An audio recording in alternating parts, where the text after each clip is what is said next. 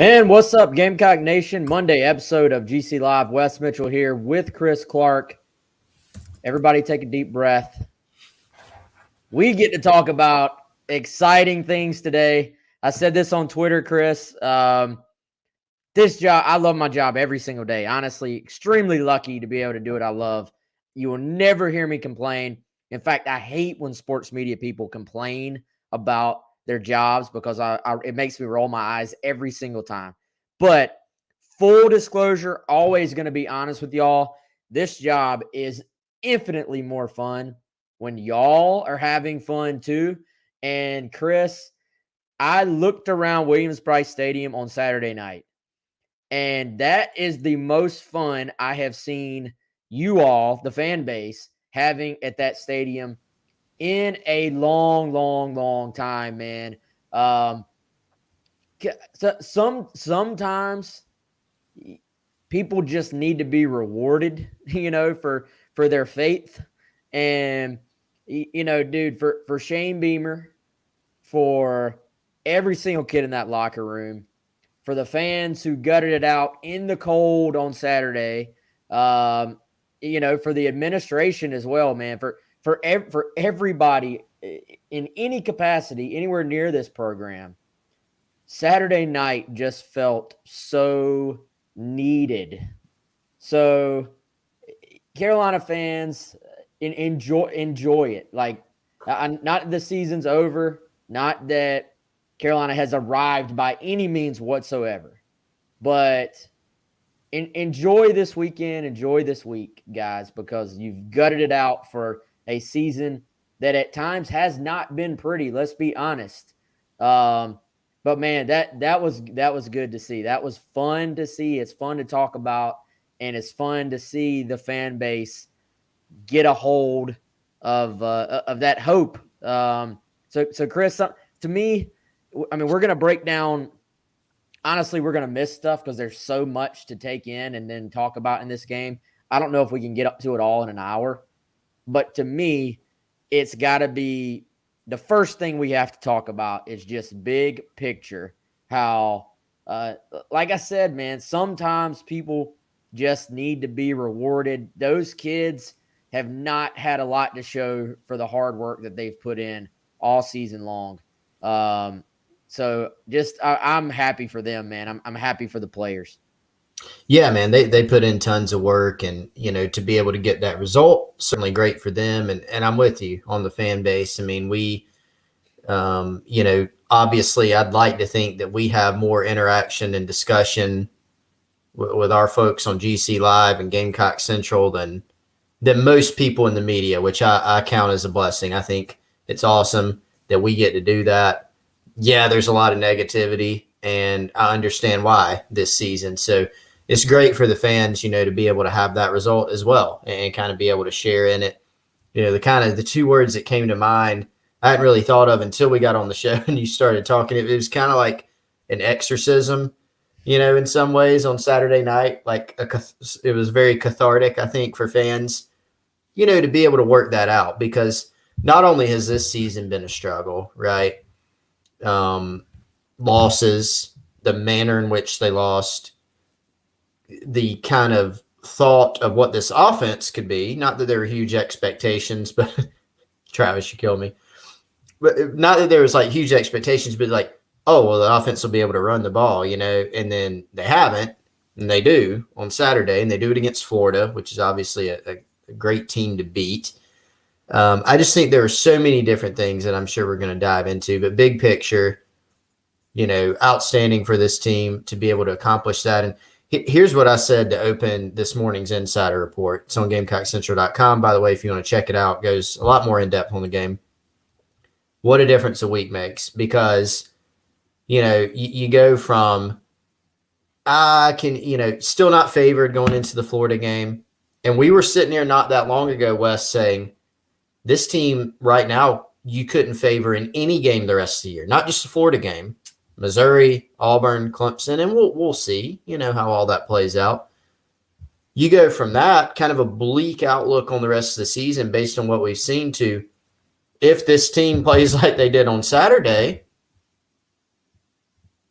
you've got a chance to make some noise down the stretch. You got a chance for bowl eligibility next week, and then maybe even more. So I think it just really took this season and could be. We don't know yet, but it certainly has given them the ability to make this kind of a hinge point, a key moment, a key turning point, in the 2021 football season, because now there's juice to the season. There's even a little bit more recruiting juice even, after that win. No doubt, man. And as you guys know, this show is brought to you by our good buddy Clint Hammond. It's presented by Clint Hammond every single day of the Mortgage Network. Clint is the branch manager of the Columbia Mortgage Network right over there by Dreher High School. Beautiful, still fairly new facility. You see it right there in MLS number 71597. Give Clint a shout, 803-576-4450. Appreciate Clint, as always, being our presenting sponsor. If you're in the market for a new home, it's as simple as that. Clint's your guy. He'll walk you through every single part of the process. So give him a shout. Clint, a big Gamecock fan that I'm sure was grinning ear to ear with everybody else on Saturday night. Again, I partially don't even know where to start. If you expected that to happen, you're a liar. If you expected that to happen, you're a literal liar. Maybe you thought Carolina, maybe in your heart you thought Carolina could squeak out a dub. I don't know when was the last time has South Carolina ever been a 20-point home underdog and won a game by 23 points like that? That not just Carolina, that does not happen. Like you aren't a 20, I think it was 20 and a half at one point was the biggest I saw it, and you win by 23 like that. To me, that not that I'm a big gambler, but to me that never happens. So there were a few people that maybe predicted South Carolina to win. Our intern Kendall Smith, who does a fantastic job for us, she was the long Gamecock Central staffer to predict the win, and she said she literally had a dream that South Carolina beat Florida this week and rolled with it. So shout out Kendall. Apparently, if she has a dream about something, it happens. But anyway, so out of nowhere, I think was why. It would have been special anyway, but it makes it all the more special. Chris, I thought, to me, the play that just sort of put it away, as crazy as this is to say, was the Jabari Ellis scoop and score, because at the time, South Carolina had played really, really well. Mm-hmm. And they had moved the football. They had made some big plays. But I was sitting there. I was watching those field goals. Yeah. And I'm sure y'all were as well. And you're doing the math in your head too. And you're saying, really needed at least one of those field goals to be a touchdown, right? And you're saying, man, this just feels like one of those games. Florida will go into the half, regroup if they can get a stop to start the second half. If they go down and score, 23-17 is right back to just being, a very, very winnable game for Florida. You maybe even expect them to win at that point still because of what you know about them and know about South Carolina. But that play right there to flip it from just being a 13-point game to being a madhouse in Williams-Brice Stadium, people standing on people's shoulders at that point, going insane. By the way, shout out to the graphic person for SEC Network for getting the scoop and score graphic up like that. Impressive work. I noticed that when I was rewatching the game yesterday. But, man, to me, that was the one, not that Florida couldn't come back still at that point, but that was when I was like, this is South Carolina's night. This is happening. Yeah. Yeah, it was, man. And look, that was an effort play. It looked like I had the exact same thought. And that was probably kind of universal. You're sitting there. It did. I was going to bring that up, Daniel. RJ Roderick. First of all, Brad Johnson, he about tripped up Jabari on that play. RJ Roderick went down and smelling blood. He went and found him an offensive lineman who was kind of unsuspecting and just dropped him. He did. I noticed that on the play. But that was a huge play because, it's 23-10. I had the exact same thought. You go, hey, Carolina's up. If you're a Gamecock fan, you're certainly not complaining about that, but you're sitting there going 23-10. You can see Florida, hey, if they get 2 touchdowns, and all of a sudden they're up by a point. So, and Shane Beamer even mentioned it even after the game. Hey, I mean, he's super excited. He's fired up about how his team plays. He says, we had some field goals. We could have played better. And so you're sitting there thinking that. Florida obviously goes in there with the mindset of, we're going to try to go score. What was there, 50 seconds left or something like that, Wes? A minute. Mm-hmm. So you're going to go down there and run your 1-minute offense and try to score. Well, fortunately for South Carolina, they made that choice instead of just kneeling on it. Emory Floyd scrambles out in a great effort play by a high effort player in Aaron Sterling. Jabari Ellis shows second time this year. I think I tweeted this out after the game. Jabari has the quickest reaction I've ever seen to a ball on the ground. The one in the Vandy game on the last defensive play of the game, I mean, he just sort of like he just appeared on top of the ball in that game. I couldn't even come up with a word. Same thing here. Alert play. Huge play in that game. And I'm with you. When that happened, you go, all right, if South Carolina can just not fall apart in the second half, then they've got this game in hand. Yeah, is that a skill set, or is that a skill picking up a fumble? So. Because it's kind of like in baseball, you don't think of tagging someone as being a skill, but then Javi Baez for the Cubs, well, he was for the Cubs for so long. He's like the best tagger in baseball. Like, he just has a knack for getting it down faster. Because when that ball first hit the ground, I thought fall on it, and Jabari had other plans. Like he took Little Chomp to the house, and then he took it to the house, and he named the ball. If y'all didn't see, Little Chomp, which is hilarious. But dude, defense, God, like I said, I could literally sit here and talk about this entire football team today because there were so many freaking individual efforts, and a lot of you are already talking about. Y'all have commented on many of the things I wanted to hit, and we're definitely going to talk about Jason Brown, y'all. So don't worry. I want to go in depth on Jason Brown. We're going to get to JB. We're going to get to Jason Brown. It's just that's going to be a long conversation, I think, because there's a lot to say about him. But dude, that was sort of to me, like I said, that was when you knew. But the fact is, I'm trying to go back and find a comment. Y'all hold tight here, because somebody said what I was thinking earlier, and I cannot find it. But so all right, so that happens, right? Mm-hmm. And Florida after that says we're gonna take it. We're gonna take it to the house, right? Like we're taking it to the locker room. Mm-hmm. So I would dare say, and sometimes when you say, this team may be reeling coming into this game, like Florida may not mentally all be in this game. To me, that doesn't always play out like that. Like sometimes you're just convincing yourself, oh, this team doesn't care about this game. And then they come in and they beat the brakes off of you anyway. South Carolina forced Florida into submission. Like, I truly believe that. Have you ever seen a team that is losing like Florida was at halftime and losing like Florida was late in the game, literally go back to Gainesville with 6 timeouts in their pocket?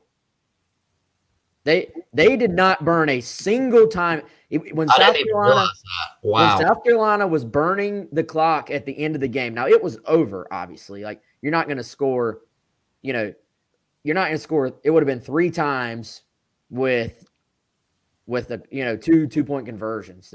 But still, you play it out, right? South Carolina's driving at the end of the game, just milking the clock. Florida never burned a timeout. And at the end of the half, when they got the ball back after the scoop and score, they had, assuming the graphic was correct, and I'm pretty sure I don't remember Florida taking a timeout. They went home with 6 timeouts in their pocket. To me, South Carolina, there was a couple of runs early on when Z White he has a really good knack of making these like very impressive, like 6 and 7 yard runs where he just sort of makes a 3-yard run into a 7-yard run. Dude, Eric Douglas is sitting there throwing his hands up after a play. Tyshawn Wanamaker is running down the field to celebrate with Z White on the long Z White run, which was one of the best runs I've seen at South Carolina in a long time. Jason Brown is 60 yards from where he started on the play, looking for somebody to hit.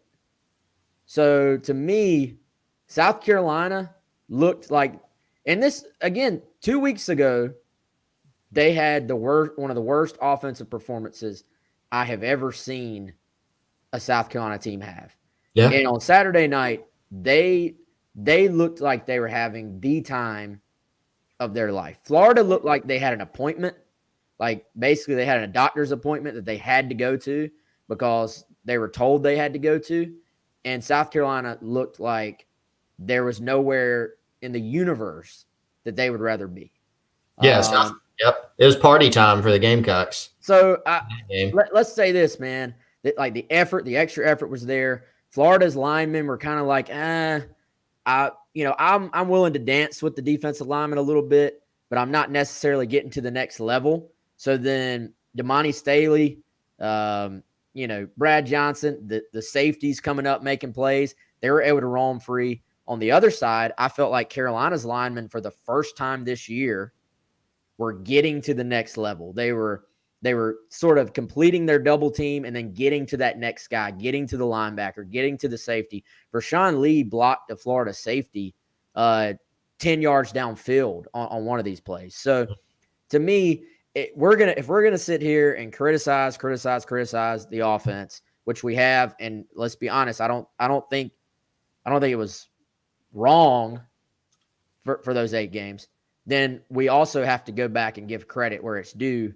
And Chris, I don't know where among the diatribe I just went on that you want to respond to, but the offense as a whole, the coaches included, the offensive line responded. The running backs had a little extra juice. Kevin Harris looked healthy. Z White had a great game. Something you hit on, the tight ends blocked incredibly well. The receivers blocked well on the outside too. Complete performance. I mean, yeah, I could cut in any number of places there. You covered a bunch of different stuff, and I still feel like we're scratching the surface on what happened, and both in the game and kind of the storylines coming out. By the way, the comments, y'all are bringing it in the Primal Gourmet chat line. Some funny comments, some insightful comments, good stuff. So I have several follow-ups on that. Number one, hitting on the effort. So Florida coming into this game, you're exactly right. You very much got the impression from the jump that this wasn't a super motivated team to be there. South Carolina played harder throughout the game. You look at the way they blocked on the perimeter. Cam Smith played his tail off, trying to, coming up on little short passes. Even when the play was kind of wrapped up behind the line, you see Cam Smith darting in there, helping out. The effort was much more there. That said, even with all the problems that Florida had in the game, coming into this game, 4-4 instead of being, whatever they thought they would be, 8-0, 6-2, whatever they thought they'd be. Came into the game 4-4, obviously disappointing year, problems, flu, whatever it may have been. South Carolina still made Florida quit by the end of that game. Whatever Florida's effort level was at the beginning of the game, it was down here at the end. And that's all about South Carolina. Secondly, kind of related to that, we've seen South Carolina play teams this year that on paper, it's a lot better than a touchdown or a field goal or 10 points better than, and they've struggled. So the point is, this Florida team, despite their problems, they still have a lot of talent. This is still a team that can go out there and put points up. It's still a team that has talent on defense. And South Carolina, for the first time this season, was able to take advantage. So it's really about all those things. But I think you give South Carolina a ton of credit from the staff to the players with their approach. Another point, Wes, you're talking about their effort and how South Carolina looked like they wanted to be there. I think that's a reflection of the job that Shane Beamer's doing from a culture standpoint. When this team was losing, predictably, there was some people, maybe a very small number in the fan base. Why is he so positive? Why is he not yelling at the refs? Why is he not yelling at the players? Is he not holding them accountable? And some of those same people, I feel like, Wes, I hope I'm not building like this straw man argument, but those are some of the same people who are saying, why were things so negative or so serious in the Will Muschamp era? Right? Because things weren't happy then. And it's not happy when you're losing. But the point is that Shane Beamer has installed some positivity in a team that struggled on the field. Last year, they won 2 games. The year before that, they won 4. The year before that, they won 6, some of these guys. Some of these guys are new, young players that are having to jump in and play roles. Lots of these guys needed just needed a change in general. And some of them needed to hear positive messages. And I think even when they were losing, Tennessee, A&M, you still saw effort from this team. And so you had 2 teams that came in here 4-4. One of them looked like they wanted to be there and their play reflected that. The other one didn't. That's a reflection from top down of the coaching staff. And they had fun. They kept playing. They played hard. And it did finally click and it finally hit. I think schematically, just a number of things hit. Just a number. It was kind of the perfect storm in a good way. Whereas schematically, we saw either some new stuff or some stuff that has been run but has not been emphasized as much. The Trey Jones package. The little wrinkle on the outside zone with Nick Muse coming in motion. The offensive line, on top of those things, the offensive line had their best game. The running backs had their best games. Marshawn Lloyd doesn't have a knee brace on anymore. Took that off during the bye week. He looked like himself. Kevin Harris looked like himself. Zaquandre White runs like his feet, hair, and rear end were all on fire in the game, and he was trying to get away from it. And then the defense, after giving up some early plays, played extremely hard and I think really won those battles up front. So all those things at once hit. And so you walked away from this game going, that is what we thought this offense could be. Then you add in Jason Brown, who obviously gave them a huge spark. No doubt, man. By the way, real quick, I promised Chris that I would give away some Corey Smith tickets on the show today. So I got them. I did. They came through. If you're a Corey, I want to give them away to somebody who's going to like enjoy it. If you're my age or Chris's age, you probably at some point in college at least heard of a Corey Smith concert going on. So here's what we're going to do. First of all, I'm going to give them away today. So it's got to be somebody on the live stream. You have to subscribe to the show. So it's completely free. Go on the YouTube. You got to go on YouTube. Go on YouTube, hit subscribe, like today's show, hit the like button, and then on YouTube, comment with either an emoji or a word describing how you felt on Saturday. And somebody will get these 2 free field level VIP tickets to Corey Smith, which is on the 19th of this month at Segra Park. Back to the game. To your point, man, to me, the offensive changes were not like wholesale. They didn't reinvent the offense, but there were enough tweaks that it made a difference. And I think there were sort of things that were done to make Jason Brown more comfortable. Now, if you ask the staff, they'd probably say, it's pretty much the same offense in a media setting. That said, how much shotgun was there Saturday compared to under center? I remember, so the very first play of the game was under center, the flea flicker. I think there was maybe one other play that was under center. For the most part, they went shotgun. Even the Trey Jones package that we're talking about with the I formation was it was kind of interesting. They set up the I formation sort of offset, but still in shotgun. And I think that's because Jason Brown was so used to playing in a shotgun offense, before. So I'll give him credit. they tweaked things. It seemed to me, Chris, like if for most of the season, they've said they've been primarily a zone running team.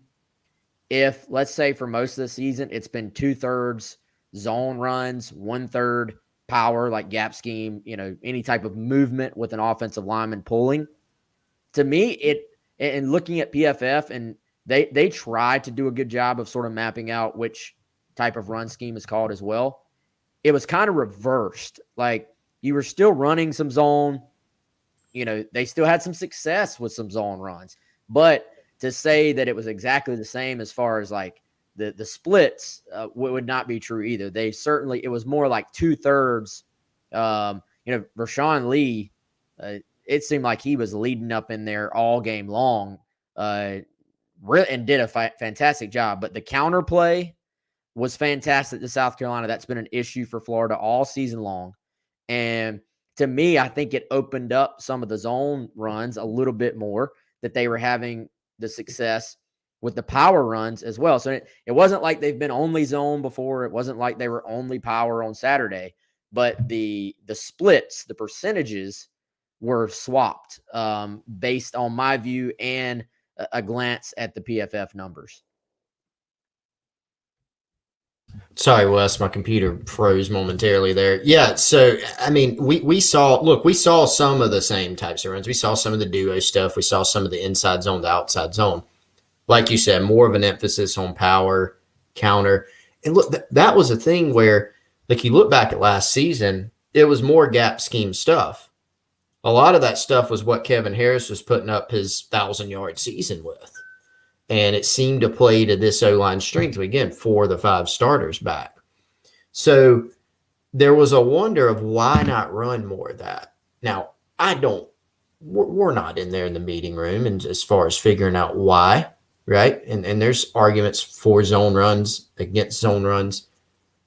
You do need to mix it up. And what we saw is this team did all of it better on Saturday. But in particular, you look at some of the power, the counter, the gap scheme runs, they did have a lot more success with them. SEC StatCat had some really good stuff I saw over the weekend on Twitter that he put up about the game too. So maybe we can bring some of that in as well, Wes, on some of the power, the counter runs. But they did a really good job with it. I think it was just a theme that they blocked everything better. It was hat on a hat, offensive linemen, whether they were pulling around or getting up to the second level on some of the zone or duo stuff, they did a lot better job. And I thought South Carolina's backs individually, Wes, also had their best game. There were some times where the holes, to be quite honest, on some of the zone stuff, the holes were kind of similar to some of what we've seen at times. The difference was Z White or Harris or Marshawn Lloyd, they were able to kind of find a little gap and squirt through, especially Z White with some of his effort runs. Then they were able to run some other stuff and were able to get their guys out in some green grass around the edge that Marshawn Lloyd run, for instance, in that game. So there were some really good ones. I thought they just did everything in the run game a lot better, which obviously helped open things up in all facets of the offense.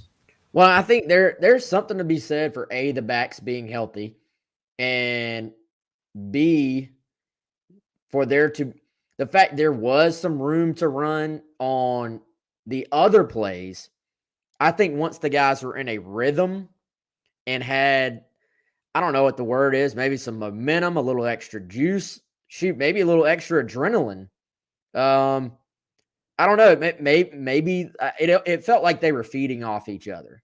The offensive line was giving them more room. I know one of the SEC StatCat stats was that South Carolina had its most yards per carry Saturday before the back gets touched, which is usually a pretty good sign your line is creating some room for your running backs.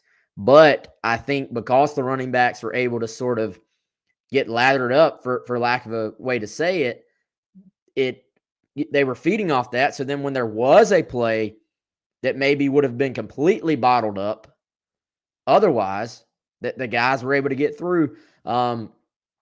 Let's talk about the backs, man. I feel like if you'd have asked me each week, who's the best running back on this football team, I maybe would have given you a different answer, every single week. And to me, I know Juju McDowell is going to be a great football team for this program, or a great football player for this team, for this program. He brought some much needed juice early in the season. Helped win the ECU game. Is actually really good on kickoff returns. He's going to break one at some point. That's just a matter of time. He's been so close to breaking a touchdown several times. All that said, I don't know, man. And I know we're not in practice, and Z White was banged up, and there was that stretch where Zaquandre got moved down to the bottom of the bunch, and I know that Marshawn Lloyd's a 5-star prospect, and I know what Kevin Harris did last year. Z White's as good as any of them, and he may right now be the best running back on this team. And to me, there's a little something extra when that dude is on the field.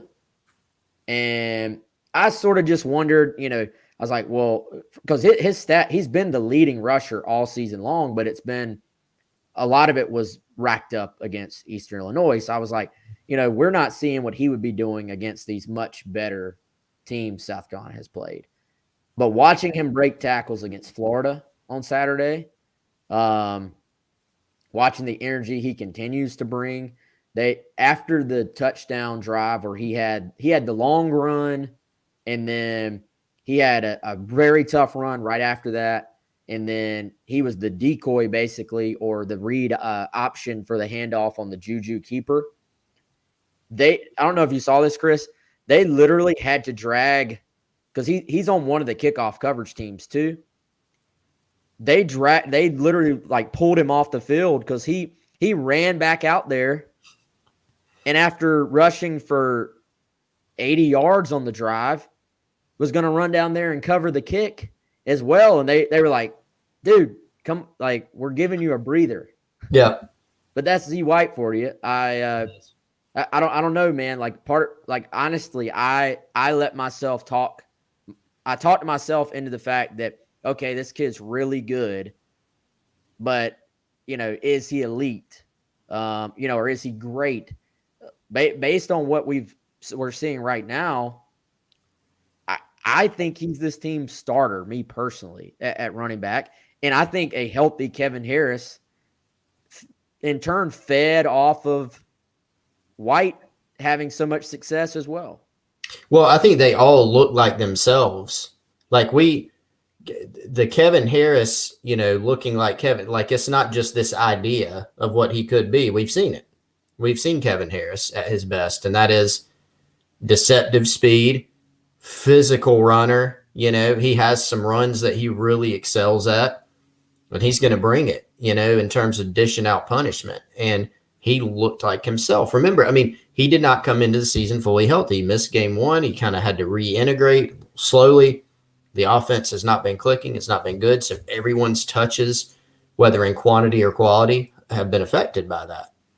Well, now all of a sudden they're all getting some touches. Things are clicking offensively. The O-line's playing good, playing well. The scheme is there, giving them a chance, giving them an opportunity. The before contact stat that you mentioned, Wes, when you have that and you've got good backs, they're going to put up some numbers. And so Harris looked like himself. White had his best game. He's shown some of those things already, but, he had probably his best game. I think he looked really, really good, just running with something extra. I think a lot of people have been using that word. He just looks angry, looks motivated, whatever. Z White's got that, and he played like it. And then, I go back to Marshawn Lloyd, not a ton of carries, but he finally broke a longer run. And when he got the ball in open space, you go, yeah, that's the guy right there that we thought Marshawn Lloyd would be. I think he needed time to feel like himself. I do think getting that knee brace off, Wes, I think helps. He's in a good physical and mental place now. And then he had an opportunity to where he wasn't getting hit as soon as he touched the football. That helps. You need a guy like Marshawn Lloyd needs a little bit of space to operate, and he can take that inch of space and get some yards based off of it. So And then Juju McDowell, I mean, he was a little bit more of doesn't see as much time, but thought it was a really smart idea to give him that package down at the goal line because he's so adept at kind of sneaking in there. That was, I thought, a smart call to put him down there in the goal line. And Craig here saying Lloyd wanted that touchdown at the end. He put a nasty little move on that play just to give himself a chance. That was like sort of like nobody will talk about that play. Like it wasn't a huge play in the game, but that was like low key one of the like I was like, okay, that was a move.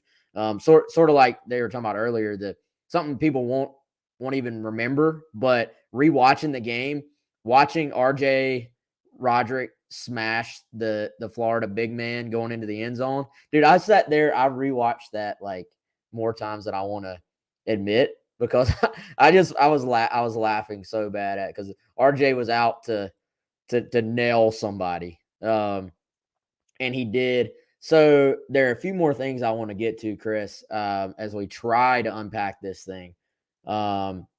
Other than the Jabari play, which again I said was like sort of that to me was when I was like, okay, they're going to win this thing. There were a couple of second half plays that you would sort of that also fall in that category where it was just like almost like the exclamation points on the game. The Cam Smith interception, great body control, the way he spun himself around while in the air, very, very impressive. I want to say that the Darius Rush interception, or excuse me, the Darius Rush sack came after I believe that was somewhat close to a South Carolina punt, and Florida had scored on a previous drive. Like Florida had shown a little bit of life on offense, and they got the ball back, and Clayton White just kept attacking. There was never a thought of, I'm going to sit back in some prevent and just let this thing play out. I loved how he kept attacking. My favorite, one of my favorite calls of the game, though, was, and maybe this was an easy call, I don't know, but so it seems like when coaches settle in to like, oh, we're going for it on fourth down today, they keep going for it. And if they settle into like, oh, we're going to kick field goals, they sort of, well, we kicked it last time, we got to kick it this time. The game was when it was 33-10 in the second half, and South Carolina had been running the football well, and they got stopped again on the third down, and it was about fourth, and the graphic said 4th and 1. It looked to me like it's more like 4th and 2, 4th and 1.5, and y'all know the play I'm talking about, going into the student section, and Beamer basically said, I'm done kicking field goals. You could have kicked the field goal there and gone up 26, and that would have been fine. I love the fact that I thought that was a veteran decision from a young head coach. Maybe that's an easy call. I don't know. But I like the fact that it seemed like he smelled blood in the water. And he knew if South Carolina scores a touchdown on that drive, that it's night-night, that's game over. Yeah. And South Carolina, I believe, went back to their big package there with Trey Jones. I don't remember the exact call. Z White powers in there for the first down. Very next play, they run the little swing pass to Jaheim Bell. Beautifully blocked by E.J. Jenkins and Josh Van on the exterior, on the perimeter. And Jaheim made that guy miss like he was playing flag football with his friends or something, like made it look so easy. But that to me, like that was when the game was truly over. Like that was the exclamation point on this night for me. But I loved the killer instinct there. You could have made it 26. That would have been fine. Carolina still wins the game. But to me, that was like having a great feel for the fact that you could just bury this team at this point. That was a huge play, and to go down there and score that touchdown was obviously significant. It showed confidence, and I think I don't want to say it's an easy call either, Wes, because you could very well kick the field goal there, but you did have a sample size in the game of, okay, here's what we've done in the run game. This particular game, we can get this done. You go back a little earlier, Wes, to Damani Staley's fourth down stop. I mean, it was a great play. Getting into the backfield there, that was obviously a significant play in the game. Something else I wanted to hit on is unrelated, but I keep forgetting, and I don't want to forget it before we get out of here. You hit on it briefly earlier, the play of the tight ends, Nick Muse, Trey Kenyon, they played a lot more than Bell in this game. Bell had the touchdown. Obviously, he made the most of his opportunities there. But the two bigger tight ends played more in this game, and that is because Muse always plays a lot. But Trey Kenyon played, I think, 30-something snaps. They used a lot of two tight end sets, and those tight ends were really critical guys in the run game. Trey Kenyon, Wes, was, according to PFF, the highest graded run blocker on the entire team. And I'm not just tight ends, offensive linemen too. He had the highest run block grade on the team, according to PFF. Had a super performance. This guy's really come on. He's not going to go out there and catch 10 balls a game. He did get his first career touchdown against A&M late in that game. He has, I think, 4 catches on the season, and he had a nice catch on a super play from Jason Brown earlier in the game too. Wes, we saw this guy in camp over the summer when he was committed to South Carolina, the 2019 class, and walked away very impressed with him as a pass catcher, but he's really grown as a blocker.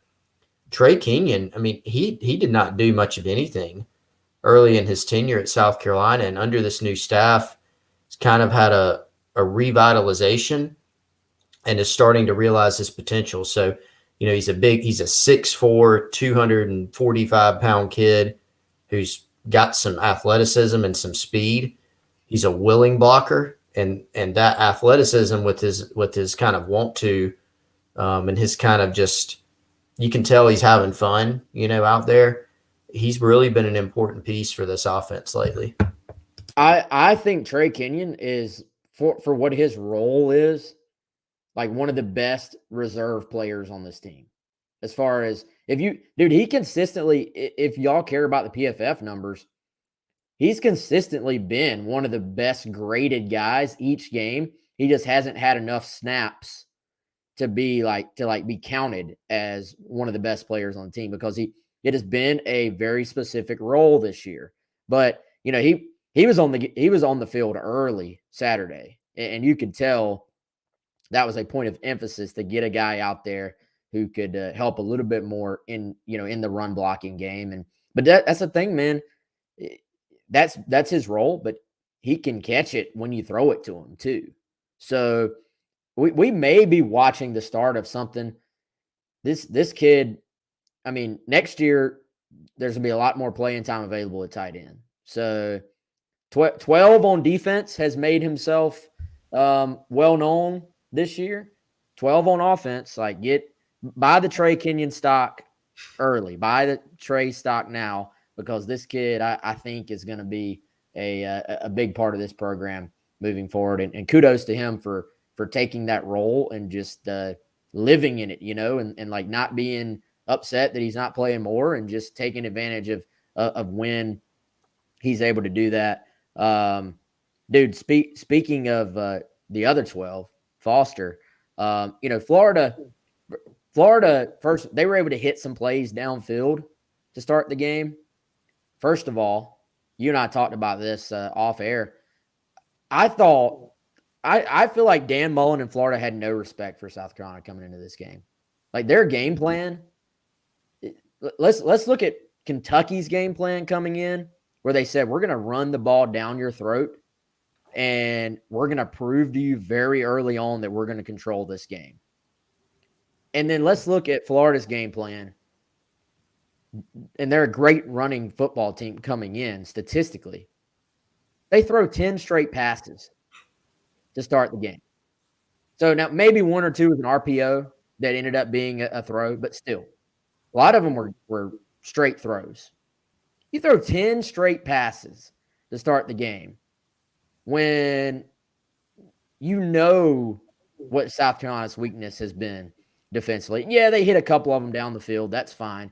But I noticed South Carolina was They were saying we're going to stop the run, and we don't care if we give up 500 yards passing over the top.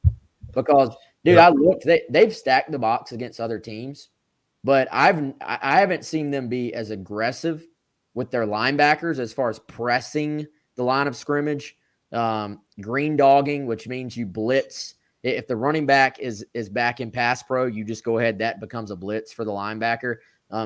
Green dogging all the time.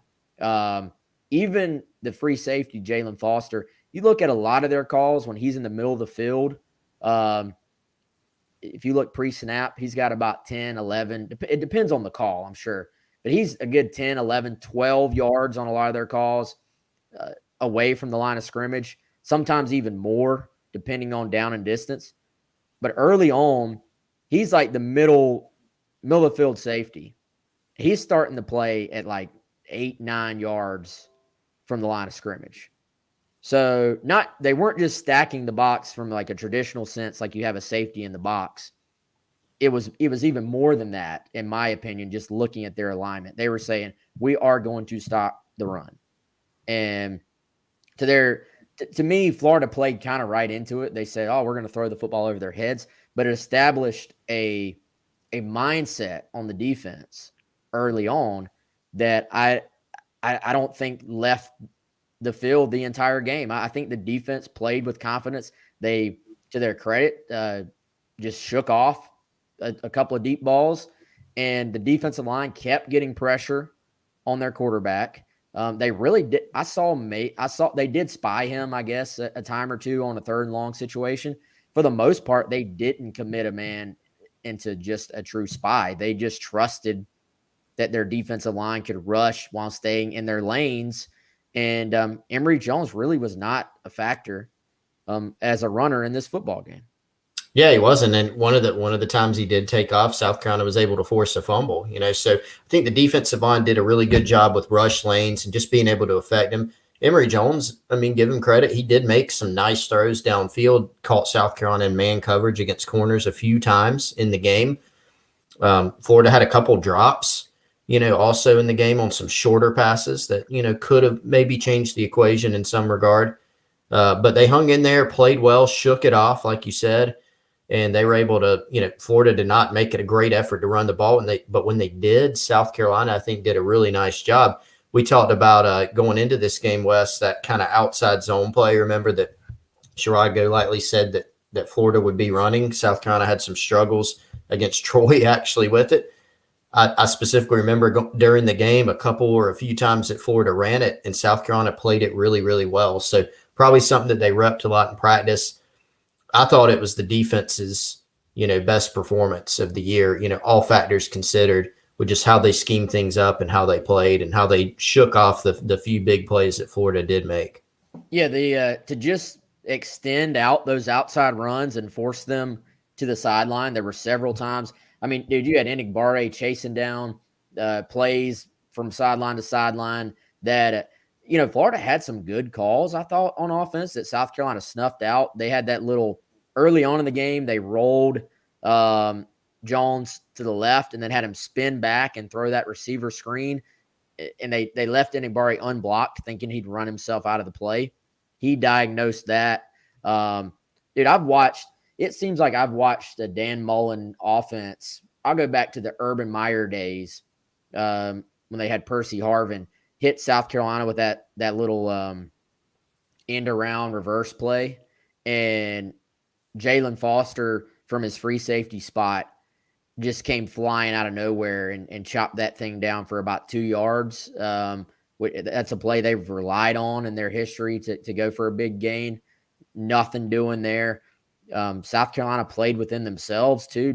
I think they had one penalty that I remember, a false start that was I think fairly late in the game anyway.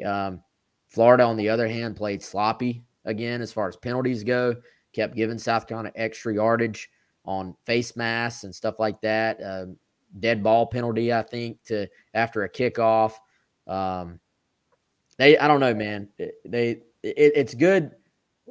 We've sort of just, with the offense as bad as it's been this year, we've had to repeat ourselves a lot talking about the offense. now I feel like we're repeating ourselves today in that pretty much everything came up aces for South Carolina in about every category you can look at.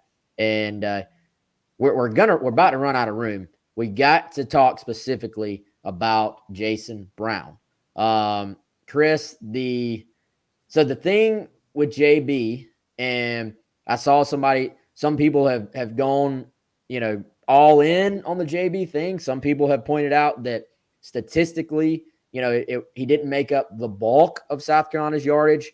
But to me, dude, the fact is the extra dimension this guy gave you, the throws he made, the plays he made, that little spin off where he launched the ball down the field to Josh Vann, the ability to step up in the pocket, and then roll right without going over the line of scrimmage and finding Josh Vann, keeping your eyes downfield.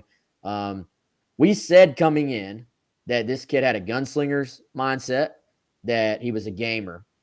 But we also said, he has to cut down on negative plays. He can't let his gunslinger mindset mean he puts the ball in danger. He walked that line pretty darn well, man. Made some big plays. To me, dude, staying on the field, keeping your defense on the sideline, you could probably circle 8 big plays he made.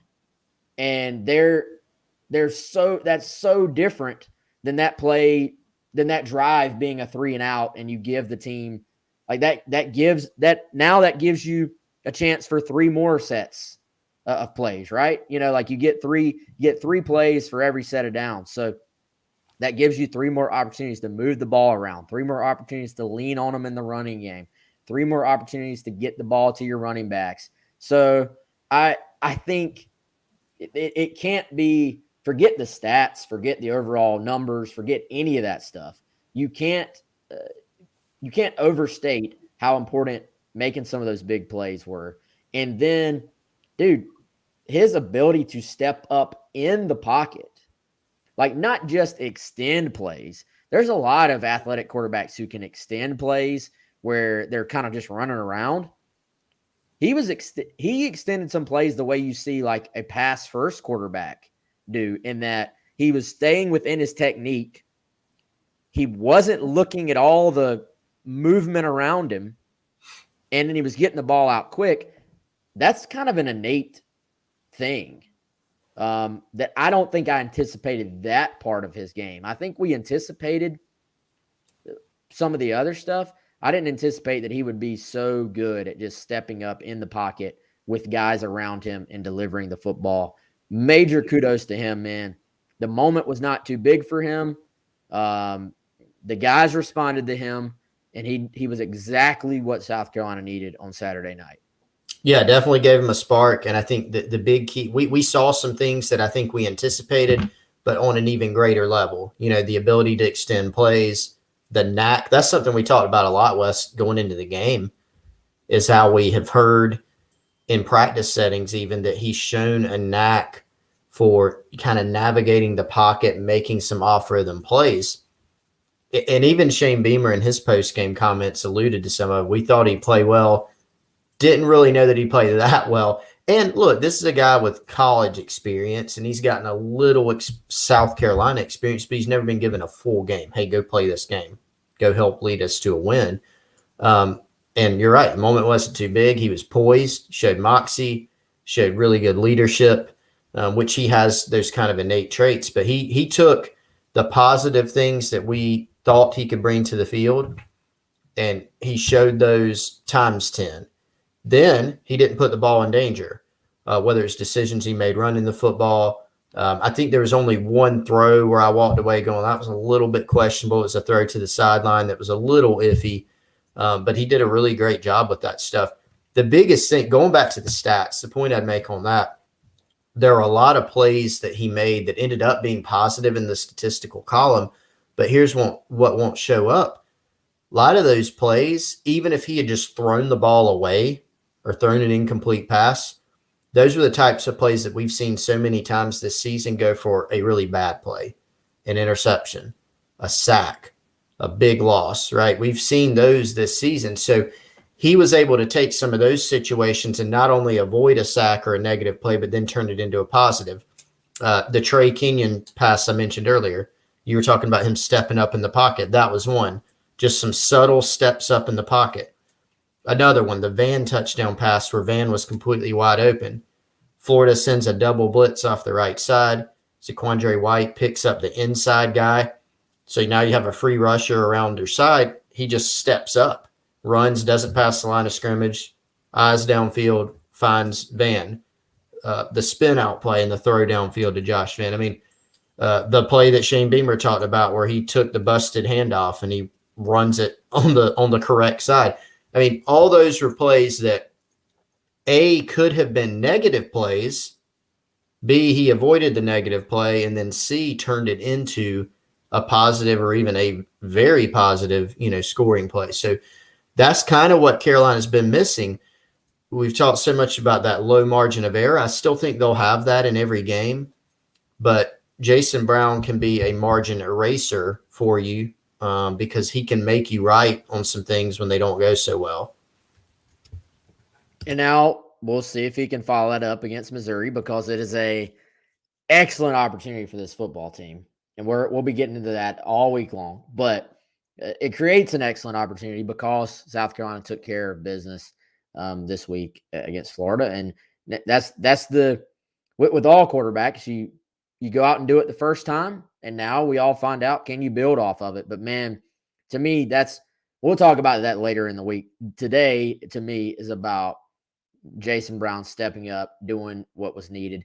And, it was kind of funny, man. I got to share this. I won't say the guy's name because I'm pretty sure I actually know who he was. But there was a guy in my section at the game near me. Most of you know I don't sit in the press box during the games. I like to just go enjoy the atmosphere and stuff. And when South Carolina's offense was humming there at the beginning, and they scored first 5 drives of the game. I think it said it was the first time since 2013 that's happened. This guy near me he just had a moment, and it was a moment of, it was joy, but also disbelief. But he's just like, where has this been for 8? Beep, beep, beep. We're going to keep our show not on the explicit version. You know what? In weeks, but how have I watched this off? Going off, right? And I was like, man, we're going to get that question on Gamecock Central a lot. Mm-hmm. Why was he not starting before? And, I will say this, Chris. I mean, could there have been a case for, in the last few weeks, getting Jason Brown in there a little bit earlier? Could you make that case? And I would buy it. Yes. But also I don't think we should pretend that players are static in that they don't get better. They don't improve. They don't put themselves in. To me, that's almost a shot at Jason Brown and his ability to work hard and continue to progress as a player. This, in my opinion, is a combination of one, this kid is a gamer. He does his instincts take over when the lights come on. But by everything we've been told, he's kind of a different player now than he was certainly in the spring. And when he wasn't, in preseason ball. This is a completely different offensive scheme than he was running at St. Francis. And this offense puts a ton on the quarterback. But to me, he looks more comfortable. He looks comfortable out there. And his progress, his hard work has paid off. But I know there's some people who roll their eyes and say, well, he should have been the starter from the very, very beginning. But I did feel like it was important, based on what we've been told, Chris, to point that out about his progress as a player. Yeah, there has been a progression. He's gotten better, and it can go the other way too, Wes. I mean, you remember in the spring game, and I'm not saying this in a negative way, but in the spring game, around exiting the spring, Colton Gauthier was like the firm number 2, and that shifted. So things can change based on a variety of factors. And so a lot of people, here's what I kind of said about it. If you watched the spring game and you came away saying Jason Brown should be the starter because of his spring game production, that's not a great argument for me, right? Because you look at the circumstances and, when he threw the touchdowns and the personnel and those things. If you looked at the physical traits and said that he should be the guy at some point because of the physical traits, I'm more on board with that. He's all these things that we're discussing that he has, the knack in the pocket and out of the pocket, the arm strength, the off-platform throws, the fact that he can make some plays that the other quarterbacks on the roster, quite frankly, can't right now. Those things have always been there, but that doesn't always mean that it's ready to translate immediately. You go back to the spring, it was an adjustment period for Brown. He needed to lose some weight. He was behind some others in terms of playbook knowledge and things like that. And so maybe the time wasn't right then. It's certainly right now, and maybe it could have been earlier. I'm with you on that. But there has been a progression here for Jason Brown.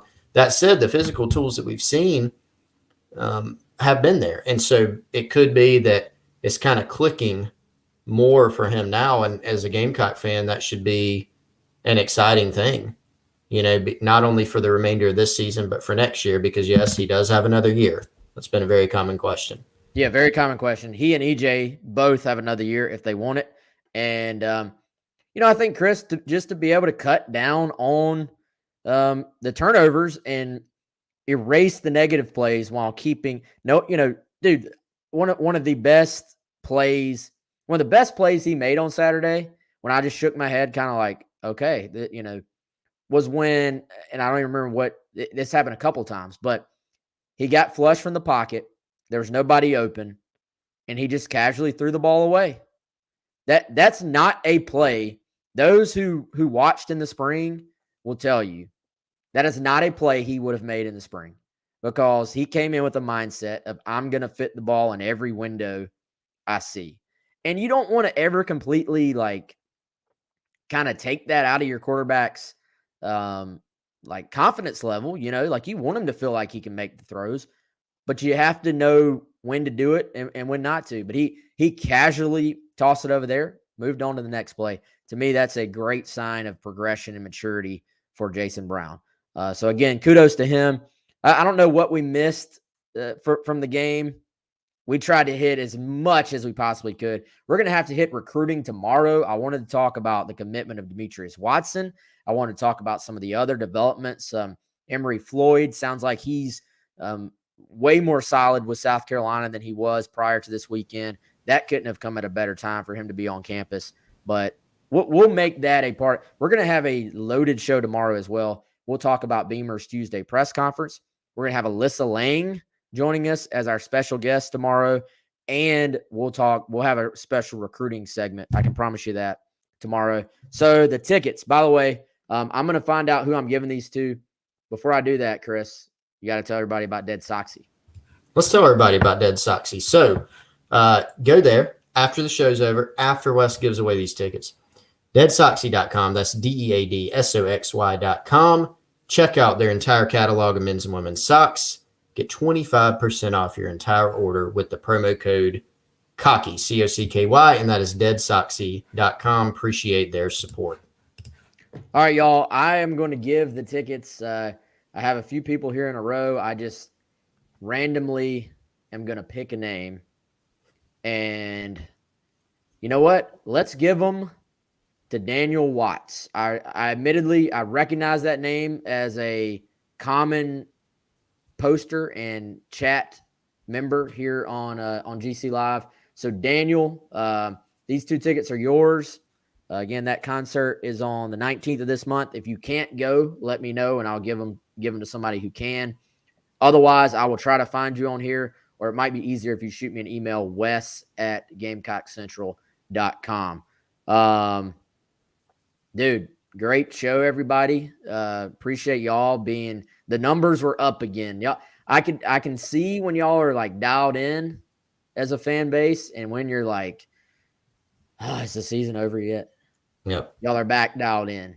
Now, as we're going to talk about all week long, important for the Gamecocks to do what Nathan's talking about and beat Missouri, because it is a great opportunity for Carolina to build on some momentum here. So plenty more to talk about this week.